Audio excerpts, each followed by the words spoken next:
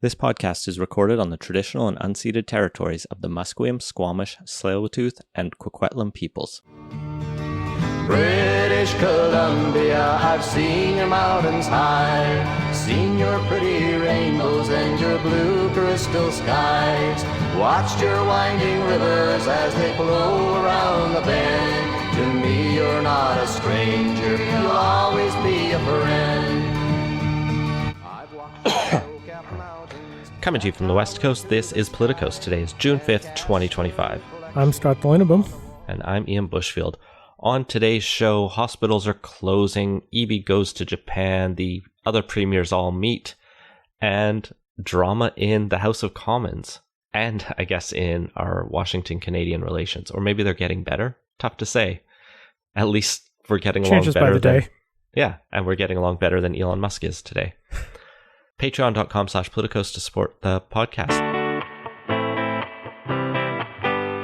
Let's start here in British Columbia. Tragic news in Kelowna General Hospital where they have closed the pediatric ward for 6 weeks. This started actually a week and a half ago, I think. And that's bad. Yeah, well, started might be one way to look at it. Another way to look at it is this has been a long brewing problem. We've been noting for, at least a year now about the series of ER closures across the province, mostly confined to rural areas. This one's noteworthy because it hits the third largest metro area in the province. But also it's not particularly new because, as Vaughn Palmer noted in a column this week, right around the election 9 months ago, this was warned about by a bunch of doctors in the area.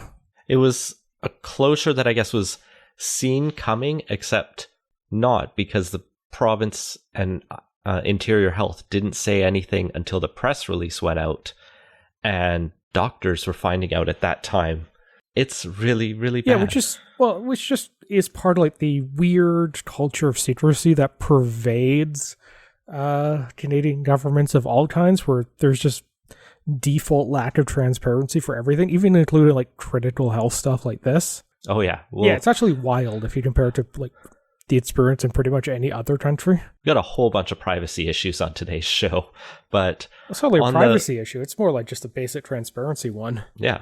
On this, yeah, the doctors have been raising the alarm for a while, burning out, talking about the need for more pediatricians to be on staff. The province says they have a few more who are starting in July and August, and that will enable them to reopen the facility and treat patients and start to get things back on track. But it's not a inspiring bit of a plan. No, it's completely unacceptable. Like, this is failed state level service delivery we're getting right here, which should not be expected anywhere in Canada, particularly a significant city like Kelowna. And this has been brewing for a couple years at this point. Like, there's really no excuse for it to be happening. Yeah, there were some issues around COVID that led to increased departures from the medical field and everything. But it's been several years. We had some problems back then. It doesn't really cut it anymore.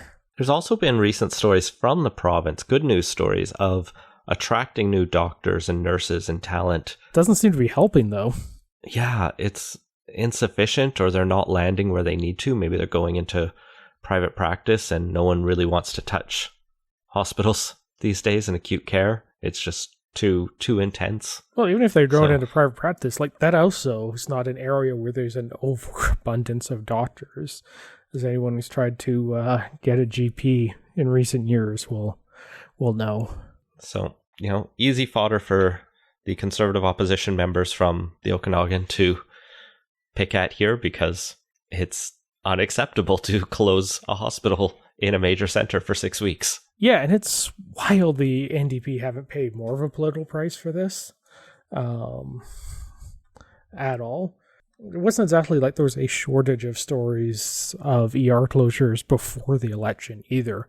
But, I guess a lot of the ridings that vote NDP were more urban ones, and this was always something that was happening, elsewhere in the province, but not in BC or not in Vancouver and Victoria, where the bulk of the seats are.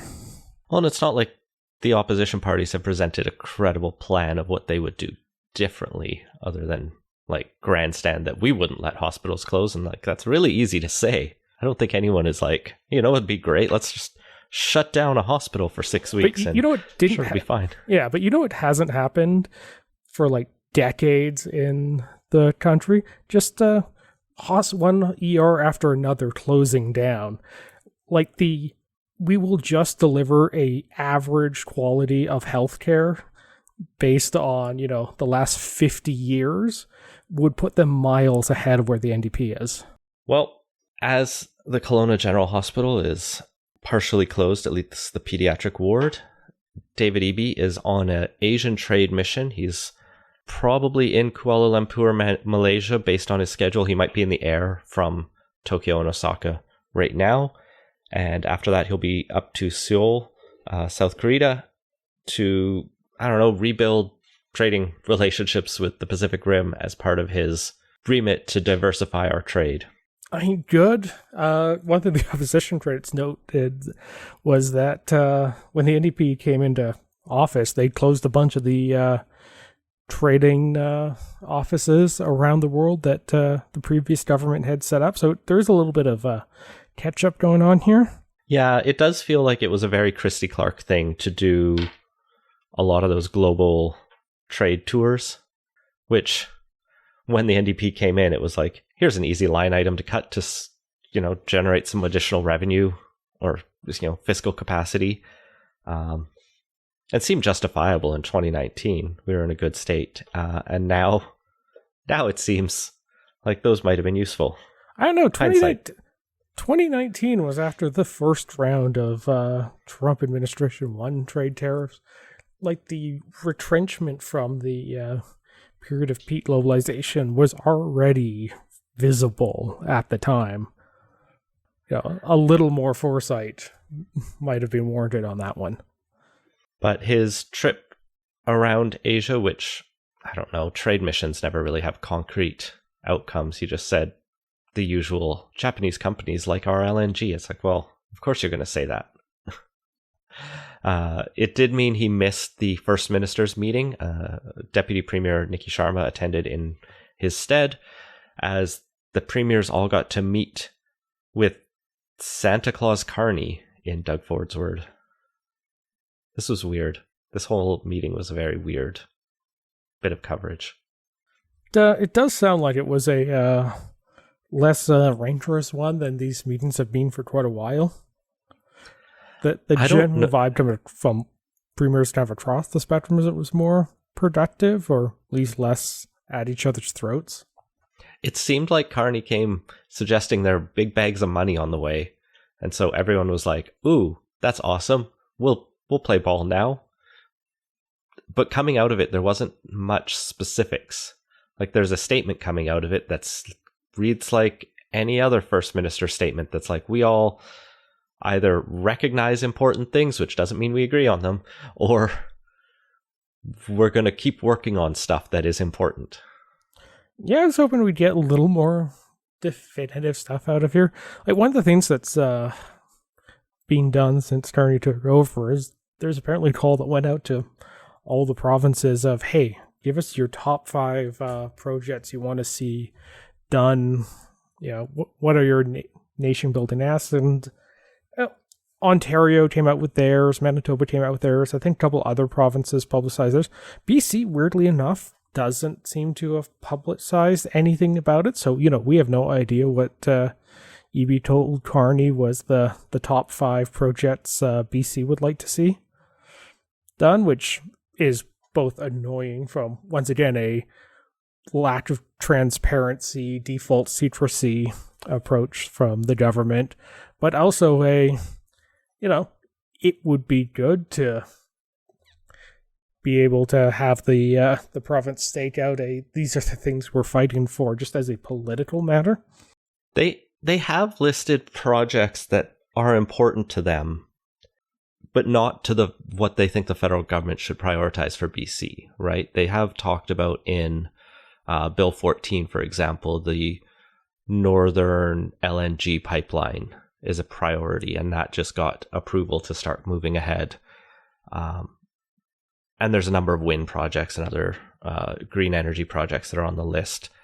But yeah, there's nothing said to the federal government. I wonder if they didn't want to prejudge or look like they're prejudging any consultations that are ongoing with First Nations or environmental assessments that are within, reason without dragging things out. But I don't know, like there's also the government should also be leading on this stuff, and we're doing consultations is a bit of a way to hide the ball on that.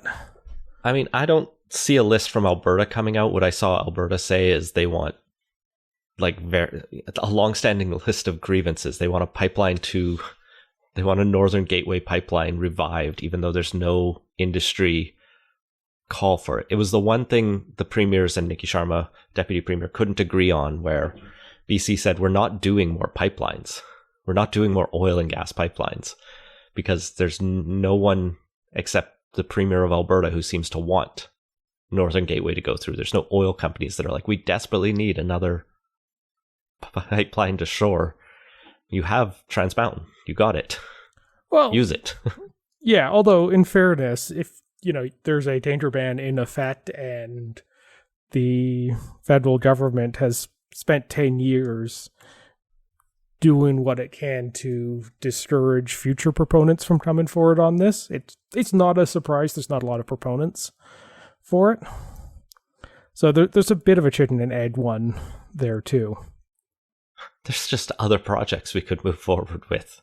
And Alberta just loves going to the same, which I wish we were talking about by having BC bring theirs forward. Like Ontario had a few interesting ones. Yeah, there was the dumb 401 tunnel thing, but yeah, there was Ring of Fire. There was talk of a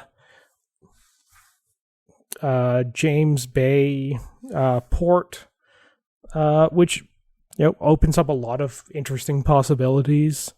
Both from a Arctic sovereignty point of view as well as an economic development point of view.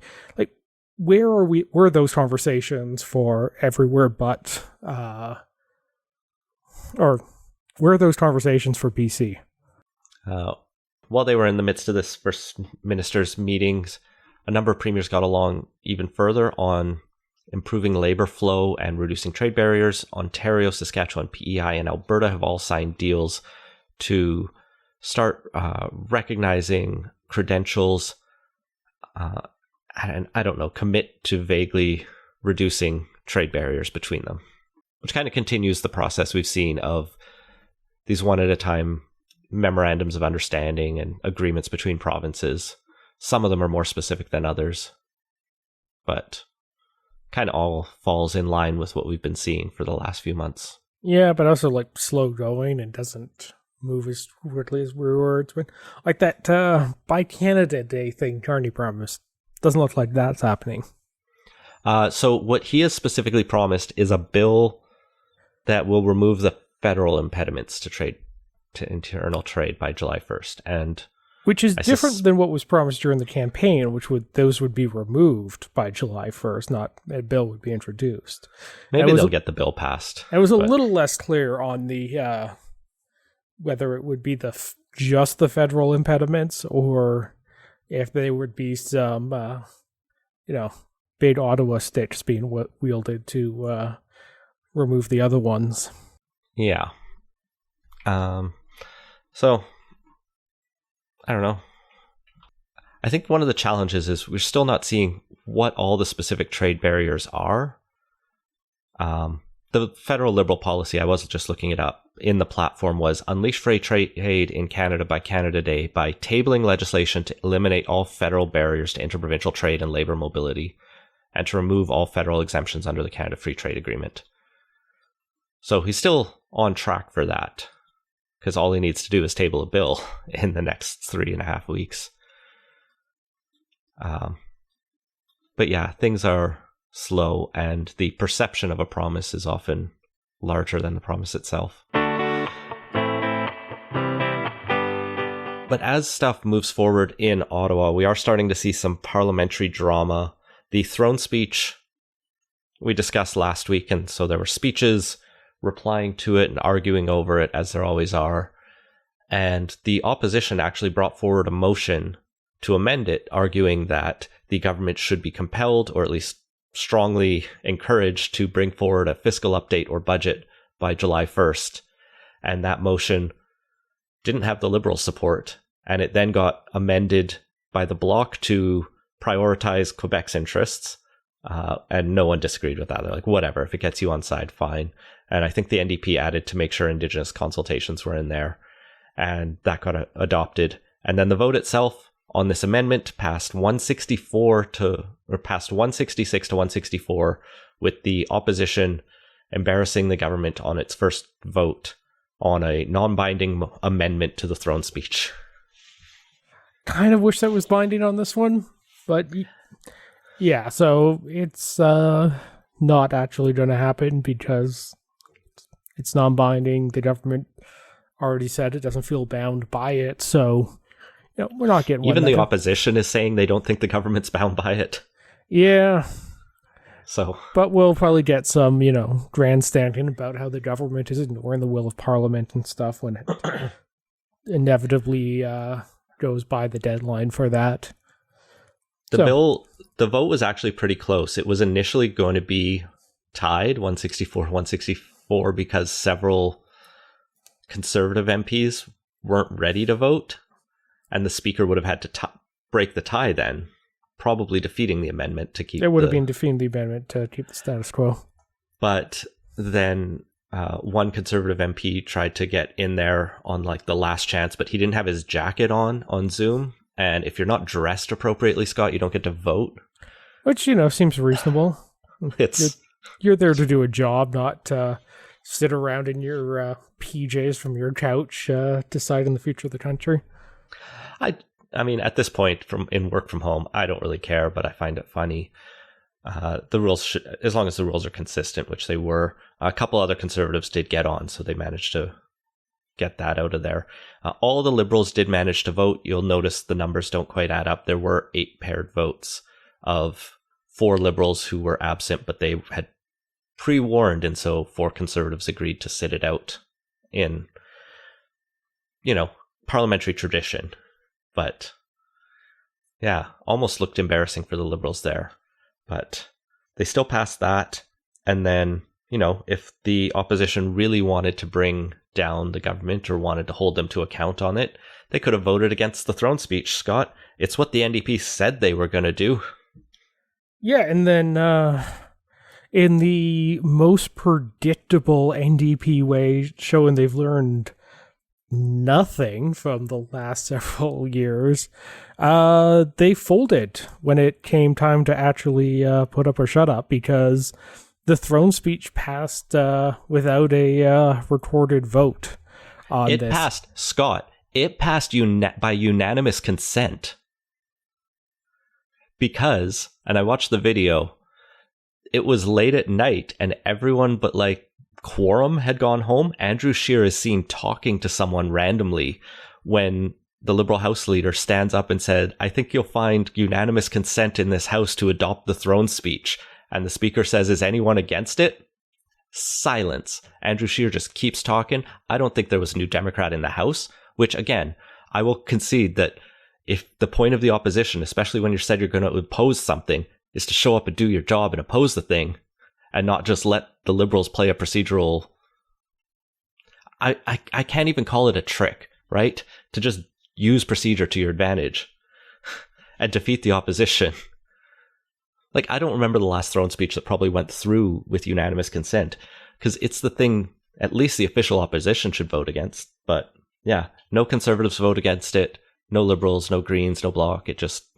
No one even had to count because there was no one in the House to vote on it, except a few Liberals, and no one knew what was going on. So the throne speech passed. That's just sad for all the opposition parties. Right? Yeah. A credit to the Liberals, I guess, for seeing the opportunity and taking it, but... I guess so. Come on, Andrew, if you're there, just, do the bare minimum of the job and oppose the unanimous consent motion. And, if you're the NDP and make a big deal about how you're not going to support the throne speech, actually show up and not support the throne speech. At least have one member there paying attention. Yeah, just now they just look, as feckless as they have for the past 3.5, 4 years. Yeah, when they first announced they were going to vote, I thought, maybe they'd actually gained at least, a small modicum of political insight and skill compared to where they were under Jagmeet Singh. But nope, that vanished pretty quick. Well, and I agree, it was the right call for them to say they opposed it because there was nothing in there for the NDP. The Liberals wrote the throne speech they wanted based on their platform. They didn't seem to court any opposition votes to get it. They might have some conservative support on some issues, but I don't know if those conversations happened formally. I don't know if they had the Bloc support. The Bloc had been kind of vague. They hadn't said explicitly they were going to support the throne speech, but they also hadn't said we're going to bring down the government at our first opportunity. It was just out there. The Bloc's general position was that they didn't want to go to an election while there was ongoing issues with the U.S. Mm-hmm. And fair enough on that one. But yeah, so there are going to be votes to be found with the Bloc, I'm sure. I don't think there's ever really a chance of this failing, but it meant the non-official opposition parties didn't take the opportunity to set a new tone, particularly the NDP, on you can't count on us by default and don't take us for granted on it, which is what happened under the last parliament. Well, that wasn't all that happened in Parliament this week. There were at least 3 government bills that came forward. Lots of bills in the Senate and private members' bills. We're not going to look at those right now. Maybe if something comes up in a few weeks, you mean if it actually advances to third reading? Yeah, basically never if it moves does. to the other house. Yeah. Most prominently, the first bill the government dropped, Bill C2, because Bill C1 federally is the Supremacy of Parliament Act. We don't have that in BC. So Bill C2, the Strong Borders Act, we need to strengthen our border security, which the government has said was developed partially to meet demands and concerns of the Trump administration. It does seem also like it was a wish list of various law enforcement agencies, as it does a lot, Scott. It's a very big bill. Yeah, omnibus bills never went away, but at least we're no longer pretending that was only something Stephen Harper did. So, yeah, this one makes a lot of changes. The Customs Act, the Oceans Act, the Criminal Code, the Mutual Legal Assistance in Criminal Matters Act, CSIS Act. It creates a Supporting Authorized Access to Information Act, amends the Canada Post-Corporation Act, and a few others out there as well. That the Proceeds of Crime Money Laundering Act and the Terrorism Financing Act. There's a lot in here. Yeah, and it's already made a lot of people concerned, from migrant rights groups to privacy groups and many others. So the bill itself, according to the government, deals with 3 broad areas: securing the border, which amends a lot of CBSA's powers to tackle what they call illicit drug trafficking, weapon smuggling, and auto theft. It gives more power to the RCMP and the Coast Guard, and makes a bunch of changes to asylum claims as well.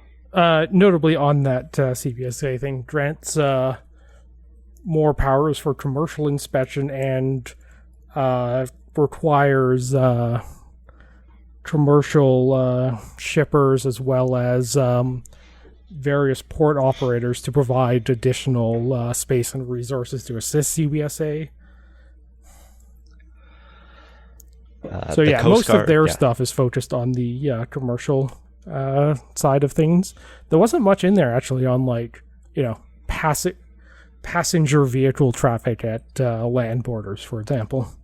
The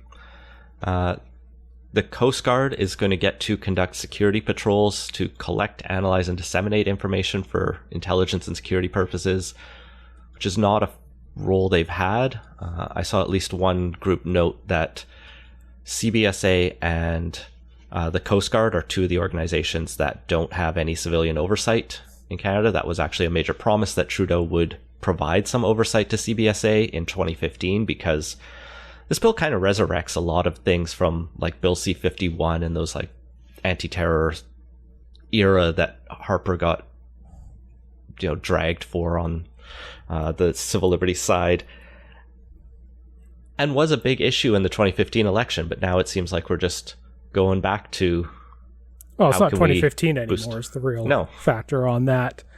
And it's not Justin Trudeau. Yeah. The Coast Guard thing actually makes a fair bit of sense, because they're the ones that are out on the water most of the time.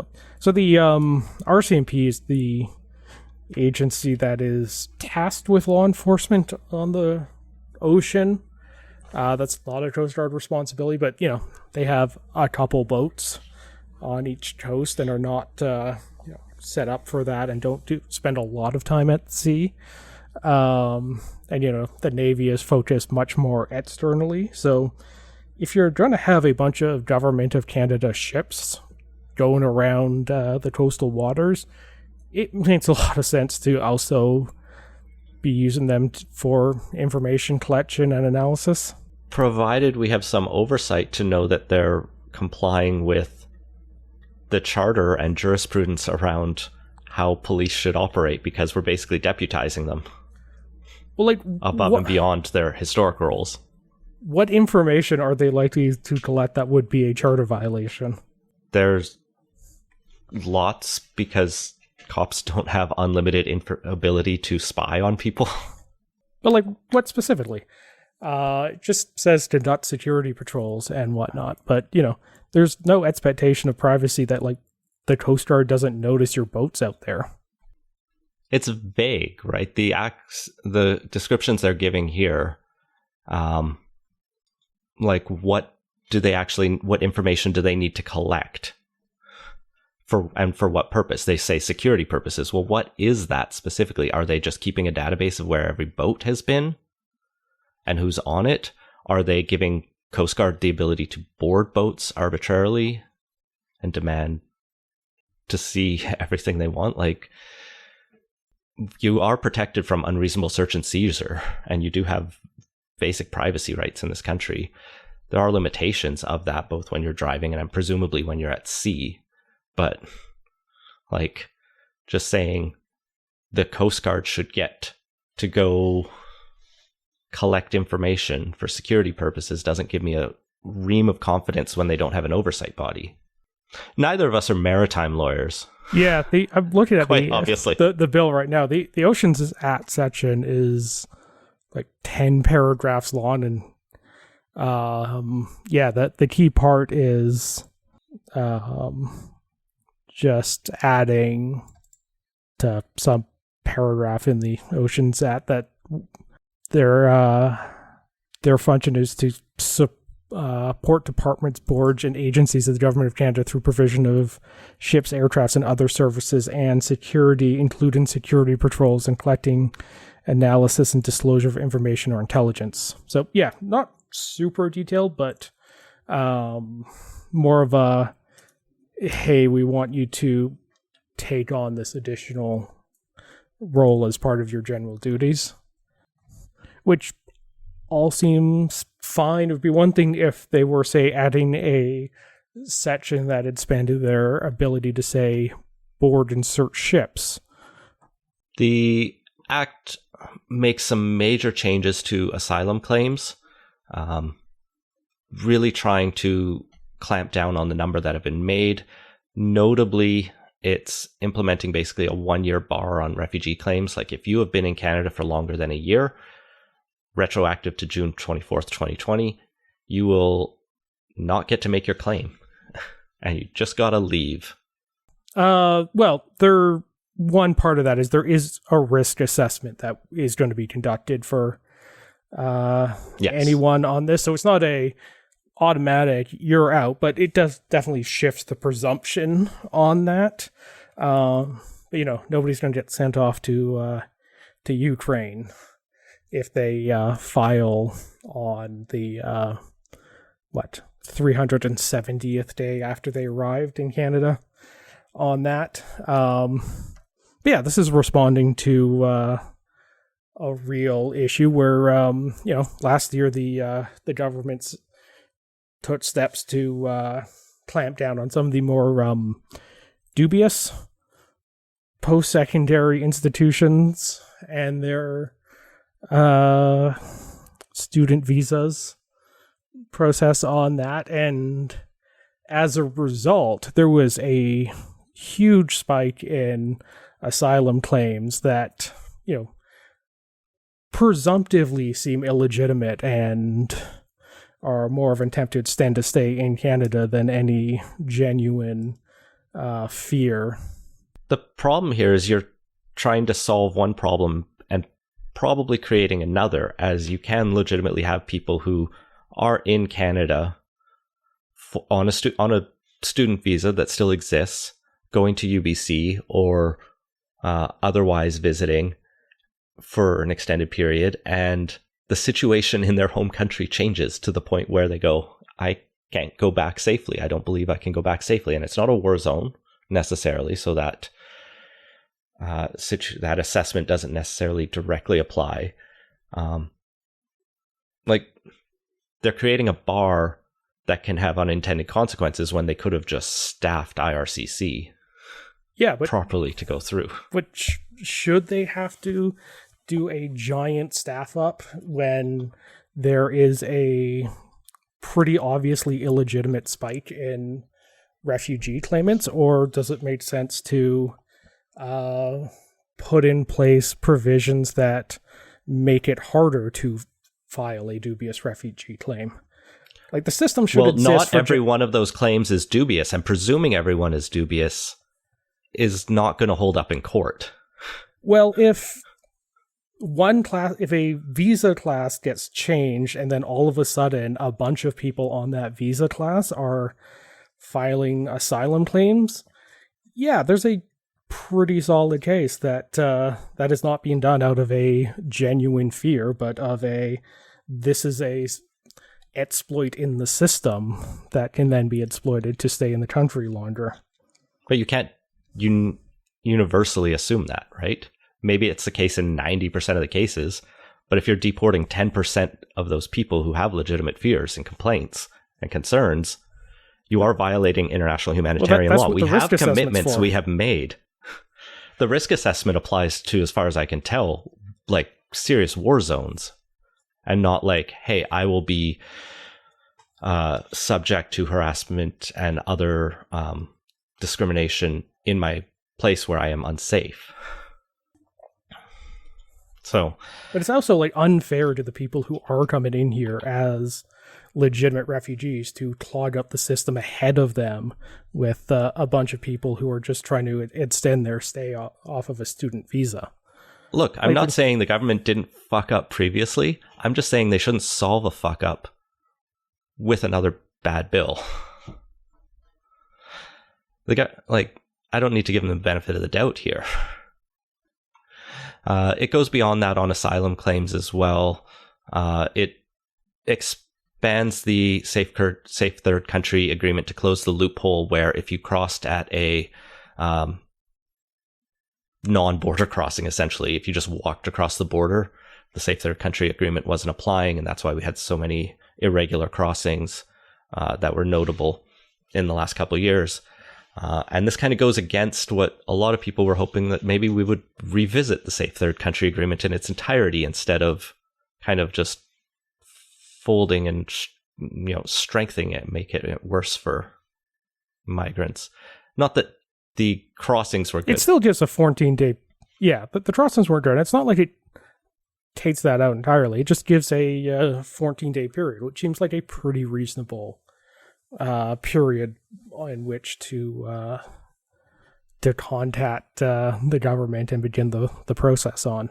But the Safe Third Country Agreement means if you cross and you've already been in the US, we send you back to the US to make your asylum claim there. The 14-day period's eliminated. No, it caps it at 14 days. Previously, there was no cap on it. One of the challenges for the people who cross irregularly is they are often getting detained, right? They are being put in they're being put in prisons because that's where our immigration detention facility puts them. And do you know how to file a refugee asylum claim, Scott? I don't know that. And if I just carried my life on my back trying to figure that out reasonably, if I don't necessarily have a strong grasp of English. I don't know that off the top of my head, but if I was traveling a significant distance in order to do so, I would research that ahead of time. It's drawn criticism regardless. Beyond that, there's also additional abilities for Immigration, Refugee, and Citizenship Canada to share information with federal, provincial, and territorial partners, which, again, has raised concerns about privacy protections and the ability of the state to track undocumented people and harass them. On the other hand, like, provincial governments are often responsible for handling a lot of the direct service support to new arrivals, and being able to conveniently transfer the information to the front end service provider rather than having to make people fill out the same information with every level of government they're interacting with could potentially save significant time and resources for everyone involved. Oh yeah. Privacy laws get in the way of a lot of efficiencies, but they do exist for reasons. The overall way to see this is, or at least that I see it, is this is a tightening, right? This is a tightening of the asylum system. It's a tightening of the border and the ability to access and make claims in Canada, and one that may or may not withstand, or at least it's going to face constitutional challenges. It'll probably stand in parts, but yeah, I don't see any of these provisions necessarily losing in court. I mean, if you can make the strong claim that the Safe Third Country Agreement as a whole shouldn't be enforced, which some have made. Yeah, so it was upheld in 2023. Obviously, the situation has changed then, so another taste test on that might lead to a different conclusion. But going from the immigration law as of last week to the immigration law after this passes, none of those direct changes themselves strike me as particularly unlikely to withstand judicial scrutiny. The bill goes beyond just that. There's two more major sections. In the next one, according to the government, is combating transnational organized crime and illegal fentanyl. Government would give the Minister of Health more powers to try to block the importation and use of precursor chemicals used to make illegal drugs in this country. Some of the language in their press release is so vague and the bill is so big. That could mean a lot of things. More specifically, they also talk about empowering CSIS to access basic information. So once again, more data sharing between intelligence agencies and police. The big one that is getting a lot of attention, in addition to making it easier to search the mail, removing barriers that prevents police from reading your mail, is the Supporting Authorized Access to Information Act. This is a bill that will give police and CSIS the ability to access or intercept digital information and communications, either because of a warrant or because of a, what do they call it, an information request? Yeah, that's basically just a nice little form they write up that says, give us this information, we think we need it. That's got people worried.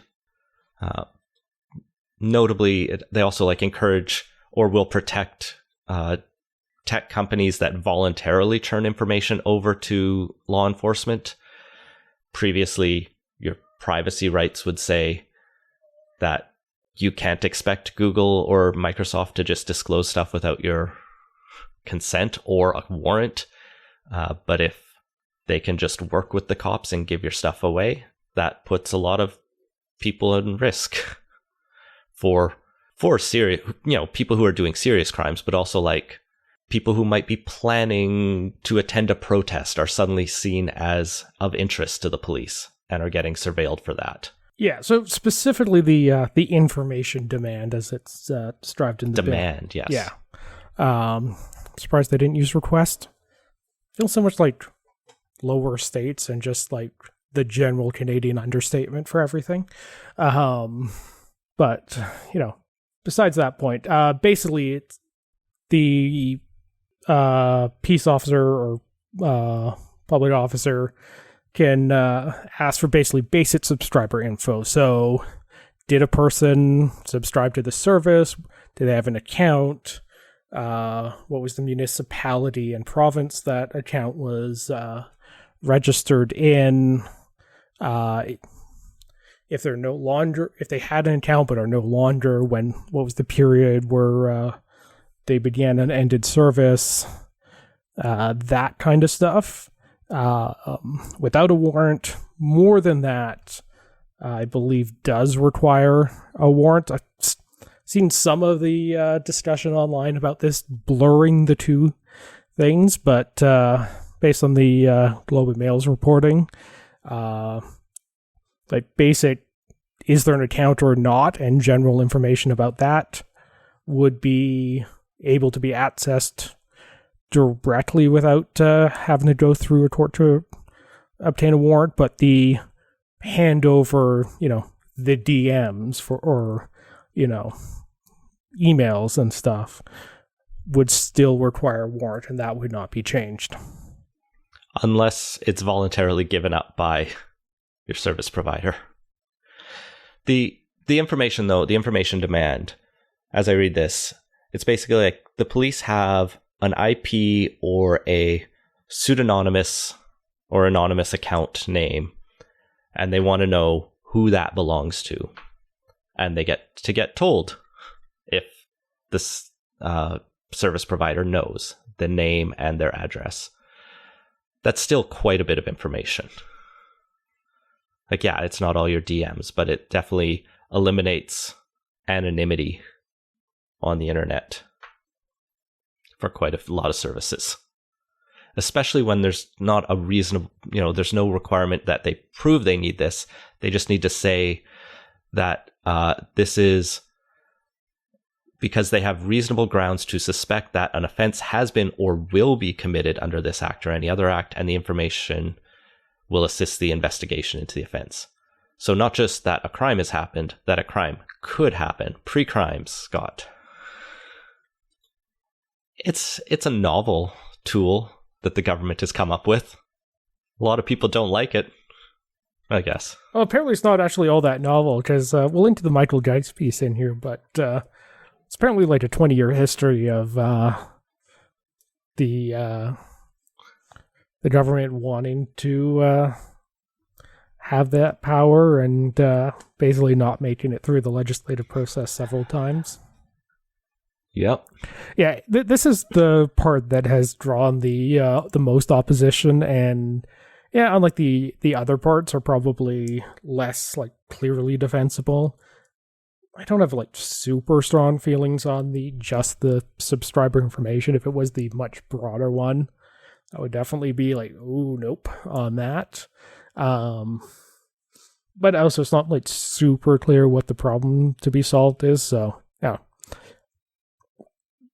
I'm open to arguments either way on that particular provision, but I suspect if this thing does get amended and reduced down, that this is the section that is going to draw the strongest opposition and will probably be the area of focus.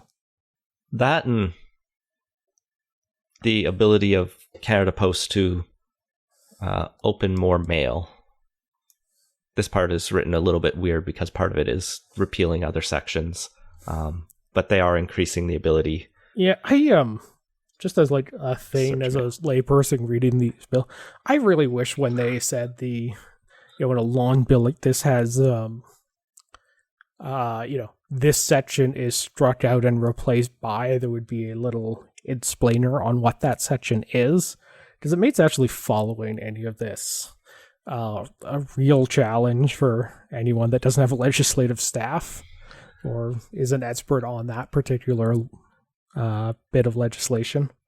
Scott, I think parliamentarians face that same challenge, and that's part of why 130-page bills getting dropped that deal with wide-ranging stuff. Yeah, I'm saying kind of it's frustrate a lot of people.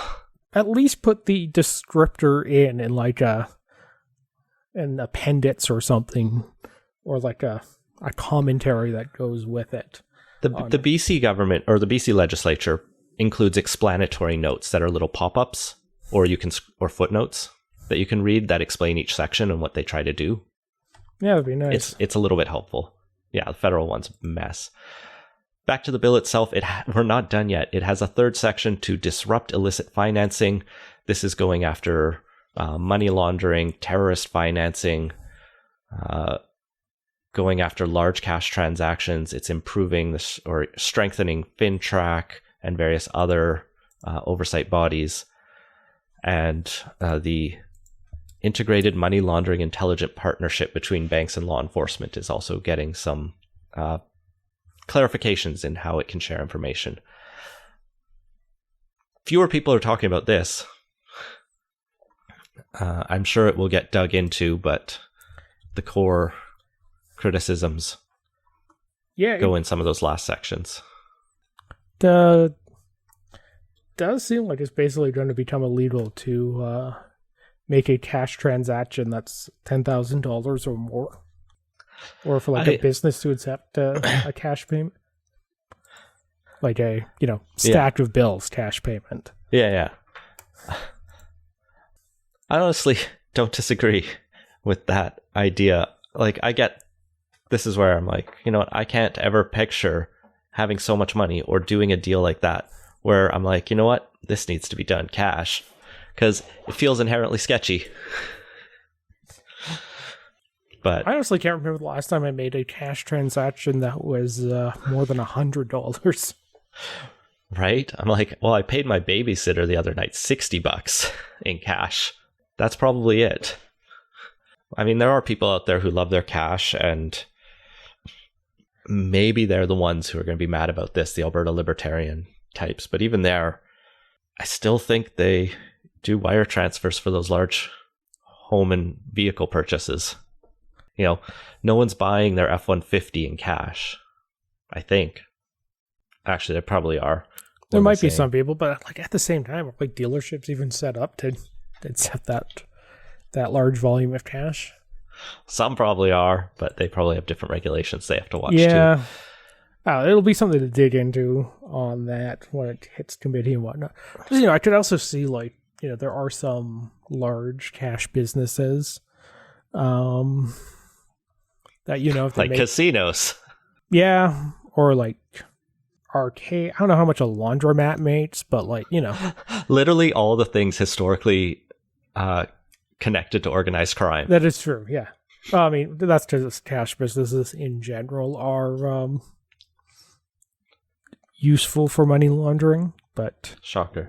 Yeah, at the same time, the legitimate ones still need to be able to do their transactions.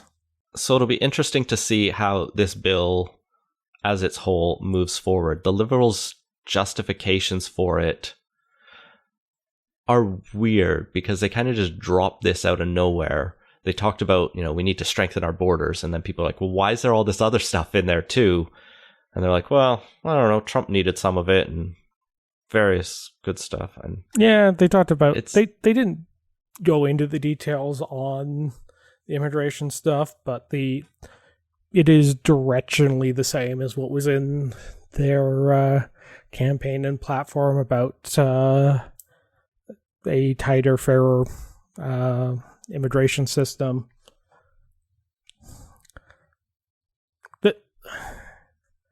The information access one's the only one that like really ought to catch anyone by surprise. The rest of it, I think, maybe the Coast Guard thing too. I don't think anyone was. Actually, no. Even the Coast Guard one, you did put into the general border security stuff. It's that information access one, probably the only one that I don't think you could have read the campaign tea leaves and at least gotten the general direction and gist of it right. I think it will be the interesting test of Carney's ability to navigate Parliament. The NDP, Jenny Kwan specifically, have already spoken out quite vehemently against this. I don't know how the Bloc will come down on this like anything. I also don't know how the Conservatives will come down on this. A lot of this is on wish lists from things you mentioned, like Vic Taves, when he was public security minister, tried to do. And so maybe the Conservatives are happy to streamline this through. Yeah, if the Conservatives do oppose this, it might be like picking one or two sections on it, but like, I could maybe see something around some of the concern about like overreach from when the Emergencies Act was invoked regarding freezing of bank accounts and stuff, on that, potentially looking at some of the financial parts of it. But overall, this is the sort of bill that you could generally see both the Liberals and Conservatives agreeing to. So it's going to. It's a bill I could have seen the Conservatives introducing. Yeah, that too. You'd mentioned that it's not the Trudeau era anymore. That's definitely true. I think it's really going to come down to, do the Conservatives want to get some policy wins on things where there's agreement on, or if they want to reflexively oppose, and as long as it's the former, or at least the latter, doesn't win out so strongly on it, it'll probably get through. Hell, you even see a situation where a bunch of them vote against it, but a bunch of them also aren't in the House for the vote, and the Liberals get it over the line that way. Anyway, I expect this one's going to pass, maybe a couple sections, get watered down or taken out. The next bill, Bill C-3, is the Citizenship Amendment Act. They don't have a pithy short name for this one. But this is the finally solving the long-standing Supreme Court challenge to deal with the lost Canadians, the people whose citizenship disappeared due to various changes over the years and generations. And so it's kind of solving, how does citizenship by descent work in this country, and how can we make sure that it's consistent? Because there's an issue that affects, what is it, like 1,500 people? It's not a lot in the end. It's enough that it definitely warrants clarity. Yeah, I'm not sure the total number on that, but yeah, it's not a huge amount. So basically, it used to be that Canadian citizenship could get passed down indefinitely. You know, if 8 generations ago, someone was born in Canada and then left and lived somewhere else, and every subsequent generation lived somewhere else, that they would just be Canadians indefinitely. That got changed in, I think, 2009 to where children of people born in Canada, or, acquired citizenship, and then had a kid outside of the country, that got passed on. But after that, it wouldn't. That got struck down. The court suggested basically putting in some kind of test that wasn't just a go back to the way things were before. But the Trudeau government was pretty terrible about getting legislation through the House in a timely manner, and a couple different attempts of it died on the order papers before it actually got through. And the court had to, I think, give 4 extensions for the ruling to come into effect. Yeah, it was getting really embarrassing. Yeah. So anyway, this is basically going to put the threshold at so children of people who are Canadians or born in Canada, they have to spend a total of 3 years. It's given whatever number of days that works out to in Canada to basically show a substantial connection to the country in order to then pass it down to their children, which, yeah, seems reasonable. The indefinite thing, gets a little ridiculous after a certain number of generations, but this seems like a pretty good balancing of the two. Yeah. I have no real objection to this. The clarity is useful. Citizenship by descent is always weird. Like, I have British citizenship because my mum was born there. Historically, British citizenship is quite weird because it, for a long time, I think was only patrilineal, but then they changed it to be either from the mother or father. But like, my children won't have British citizenship, but they have a path via a grandparent's visa to get like a fast-tracked visa to live in the UK, and then citizenship if they want it within 5 years. And that's a fine system, I guess. I don't know. It all gets a little bit weird when you're talking about people born outside a country with no connection at all. So be there for 3 years. Yeah, I think that's the important part. It's like, there should be some kind of connection to this, because citizenship's ultimately about belonging to the nation and the community, and if you're not really doing that, it doesn't necessarily make sense for the citizenship to be indefinitely conferred. Mm-hmm.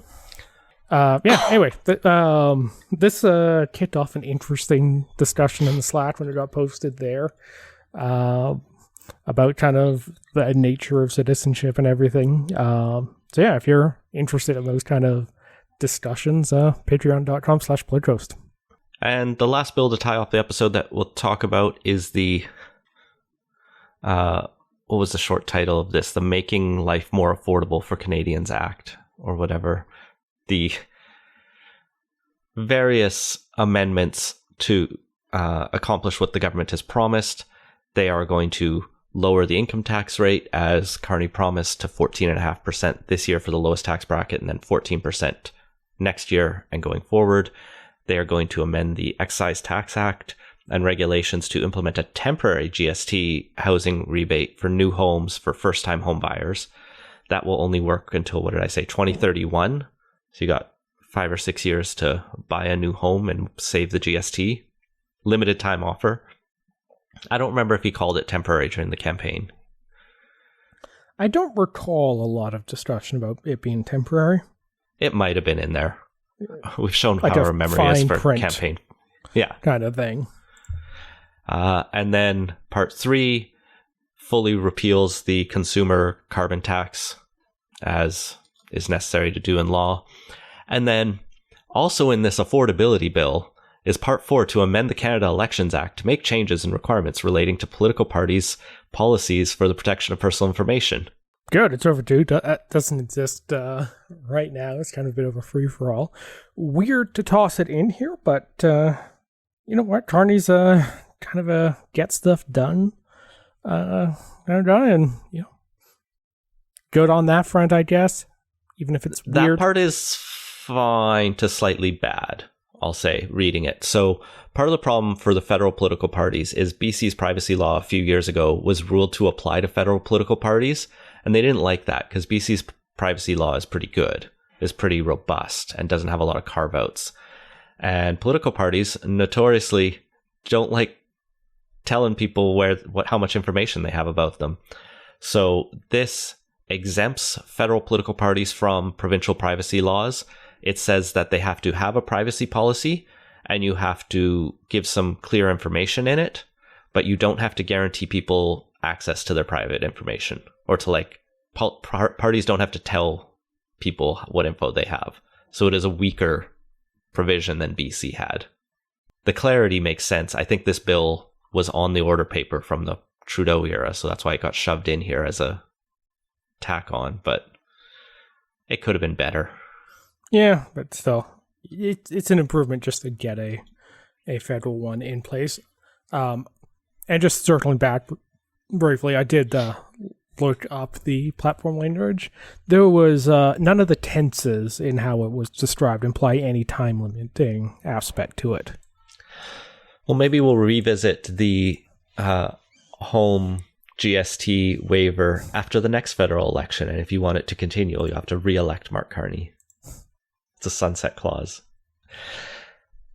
What's interesting in advance of this bill is there was a Ways and Means motion, because when you pass a tax change, you have to kind of give this like formal notice to Parliament, and that motion got unanimous consent, as the Conservatives said, we'll support any tax cut. We're the party of tax cuts.